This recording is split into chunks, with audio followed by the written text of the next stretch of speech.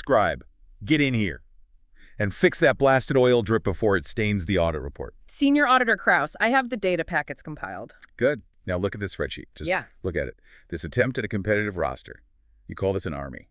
It is the subject file concerning the audit of competitive performance versus capital investment in the Adeptus Astartes 10th edition. I call it a stack of completely indefensible invoices, a casualty rate that would make a planetary governor weep. The source. The analysis we're judging was produced by the civilian media outlet designated Auspex Tactics. Auspex Tactics, right, a civilian loudmouth. He operates under the delusion that this whole exercise is about tournament victories or, God forbid, fun. Our parameters are different. We operate in the cold reality of efficiency. We measure success in solvent accounts and maximize tactical returns. And this ledger, Scribe, this thing reveals nothing but catastrophic failure. The initial findings suggest a systemic issue. You see a sustainable military force here. I don't. I see a liquidity crisis with the bolter, perpetually waiting for the next quarterly balance sheet to render its existing assets worthless. Shall I present the executive summary? Yes. Stop philosophizing and give me the summary. State the catastrophic findings immediately. Total recorded expenditure over the audited period is $2,816 USD. $2,816. A sum that could fund a small Imperial Guard company for, what, 2 months? Go on. The time frame spans 31 months, from the index period release in June 2023 through the final recorded purchase in January 2026. 31 months. Over 2.5 standard years of just predictable financial hemorrhage. This isn't a hobby, Scribe. It is a recurring expense pattern. It is a mandatory perpetual payment plan. And it's designed by the vendor to maintain one single, mediocre 2,000-point roster.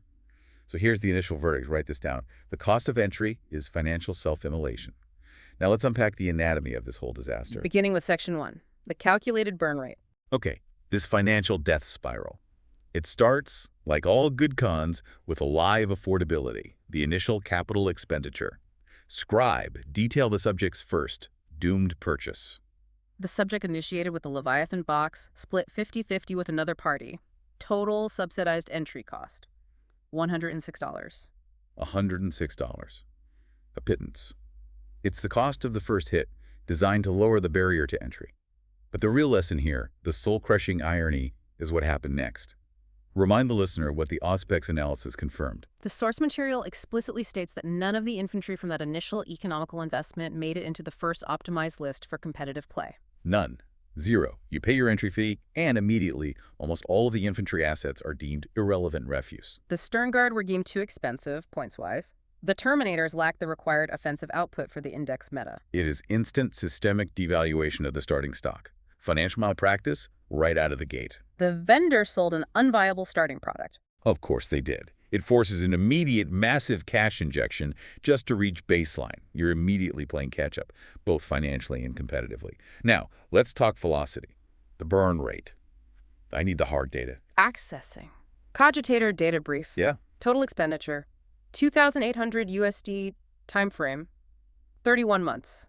And the monthly average. Calculated monthly burn rate is $90.32. This is the average after the initial investment. $90. Yeah. Every single month. That's the price of keeping pace with the whims of the rules architects. And what does that tell you about who this is for? The audit notes this burn rate is sustainable for high-income subjects only. For standard imperial citizens, it is catastrophic. Exactly. We're auditing a luxury product that's only accessible via a perpetual payment plan. The average citizen is told the Emperor's finest are their heroes, but they're financially barred from actually fielding them. It is a significant barrier to entry. It's not a barrier, it's a subscription service for plastic. And for what? What was the return on this prodigious expenditure? Give me the ROI. The calculated win rate, as per the source analysis, ranges between 47% and 50%. A coin flip. An absolute statistical tragedy. A 1.1 probability, effectively. 31 months of financial agony, hundreds of hours of assembly, all for a chance of victory you could match by tossing a damn coin. It is a coin flip with a mandatory luxury tax attached. The investment delivers quantifiable mediocrity. And we have to emphasize, the root cause isn't bad luck. It's systemic failure, engineered by the vendor. It's a disease we call codex bloat. Requesting elaboration on datasheet dilution? Elaborate. I'll elaborate. The Space Marine roster is a catalog of over 200 datasheets. 200. Correct. The largest in the game. And 90% of those sheets are irrelevant refuse disguised as options. They exist only to drag down the overall efficiency score. Such as tactical marines, reavers, suppressor. Exactly. All that junk. It's an inventory catalog designed to move old stock. Let's take the Reaver. A $60 box for 5 models. What are they? Elite infiltrators. Their battlefield role is tactically undefined. Their weapon profiles are weak. And they cost a premium. You are paying for a fantasy of diverse options, but you lose because you're financially penalized for believing in it. Their win rate hovers at that perfect 47–50% because the roster is diluted with this expensive garbage. It is the ultimate economic insult. Now, we've established the consumer is a fool. Let's pivot the blame to where it belongs. The vendor. The predator. This isn't a hobby activity. It is voluntary financial insolvency. Auspex Tactics identifies this instability, though frames it in terms of player experience. He talks about player feeling and coolness. We see the cold, hard economic reality. This is a predatory market cycle, engineered to extract maximum liquidity. And the core mechanism. Rules churn. Rules churn. Quarterly data slates, points adjustments, surprise codex drops. These aren't balancing measures for fair play. They're high-velocity tools to generate artificial insolvency in your collection. They render newly acquired assets worthless? Before the paint is dry. And you made an excellent point earlier, Scribe. If they wanted stability, the adjustments would be surgical, minor. Instead, the methodology involves sweeping thematic shifts that invalidate entire army archetypes. They apply orbital bombardment to the rule set. Let's break down the cycle. The 4 phases of financial extraction. Pay attention, because this is how you spot the scheme. Phase 1. A unit is released or buffed with overpowered rules. The Desolation Marine is the benchmark example. An immediate, frantic sales spike. Everyone has to have it. Phase 2. Market saturation. The vendor monitors inventory metrics until the demand curve is exhausted. Then phase 3, the balanced data slate, the executioner. The rules are corrected.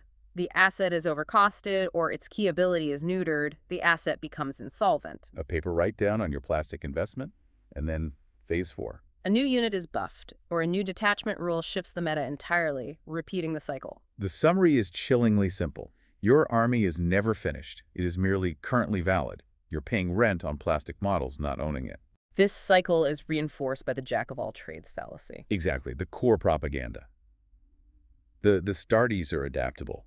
Commanders by diverse units believing this. The initial design concept encouraged combined arms. Financially convenient for the vendor, isn't it? But in this high lethality environment, generalist is just a synonym for inefficient target. You pay the Primaris premium. Elite points costs for durability that no longer exists. Your standard 3+ armor save on a toughness 4 model is a statistical suggestion, not a defense. It collapses under the slightest pressure from modern weapons. The successful lists documented were extreme skews. Precisely. Ironstorm vehicle spam. Hyper-specific jump pack alpha strikes. They abandon the generalist doctrine entirely because the diversity you paid for is statistically detrimental to success. It's a financial trap hidden in the rules. Proceeding to Section 3. Audit of the major financial pivots. Now we get to the granular data, the path of self-destruction. 5 major spending sprees, dictated by the vendor's churn. We need precise data, costs incurred, assets purchased, and the moment they became mollified. Preparing audit sequence, capital injections 1 through 5. Let's start with Pivot 1, the early index list, the foundation of failure. This was the most expensive single trip, wasn't it? Approximately $800 to field the first functional 2,000 points. And what assets were purchased? What was the poison of choice? 3 units of Arressors, 2 of Eradicators, 2 of Inceptors. Heavy support included a Storm Speeder Thunderstrike, a Whirlwind, and a Repulsor Executioner. The dedicated gun tanks alone were almost $500 of that, and the infantry.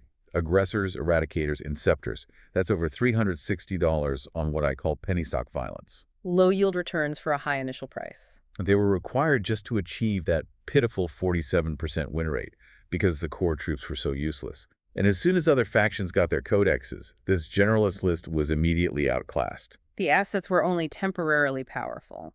On to Pivot 2, the Vanguard Spearhead and Centurions.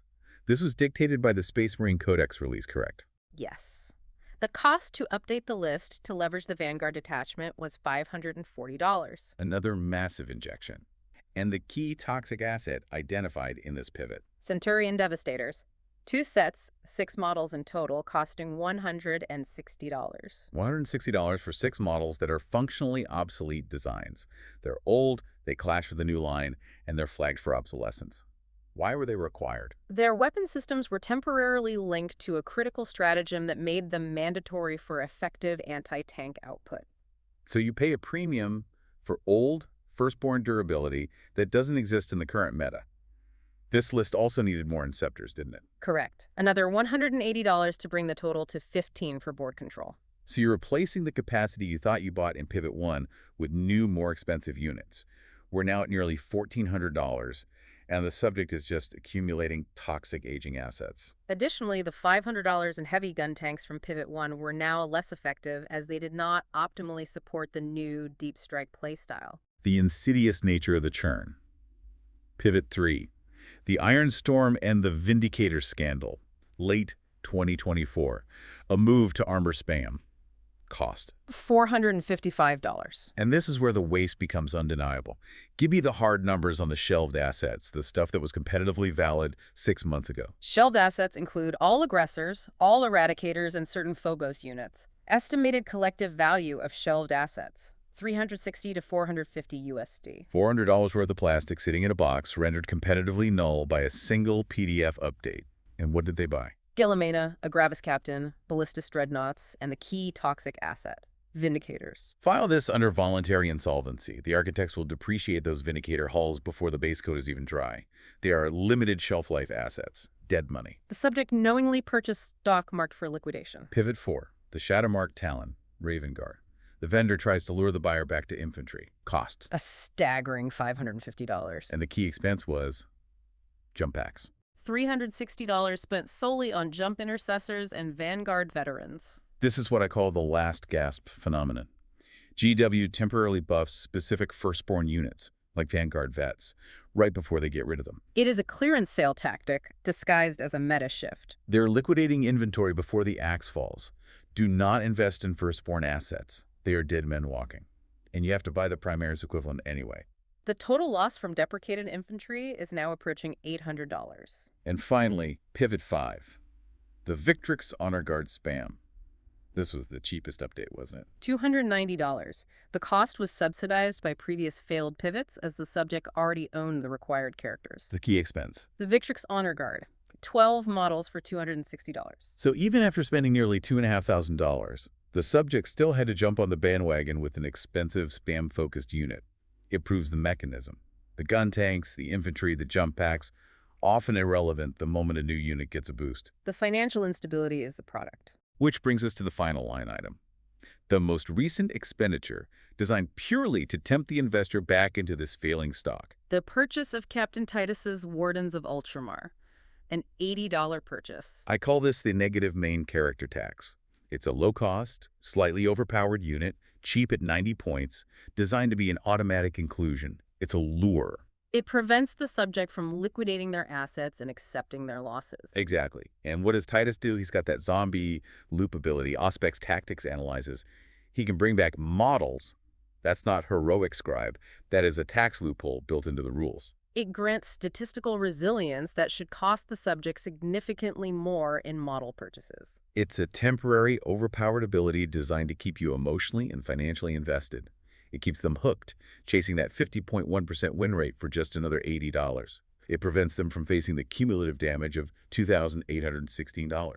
Auspex Tactics does suggest the subject could recoup 50 to 60% of this cost. A theoretical resale value. Best case scenario. My counterpoint is that a 60% resale value is a fantasy.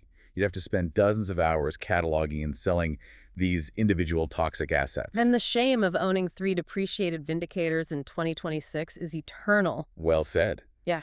But the price tag highlights the barrier to entry. You have 3 options to play competitively. 1, throw money at the problem. 2, be economically creative, 3D print, starve the vendor. Or 3, accept that you'll be financially marginalized and lose most of your games. There's no other path. The final verdict, senior auditor. Right. Put down the data slate. We're ready.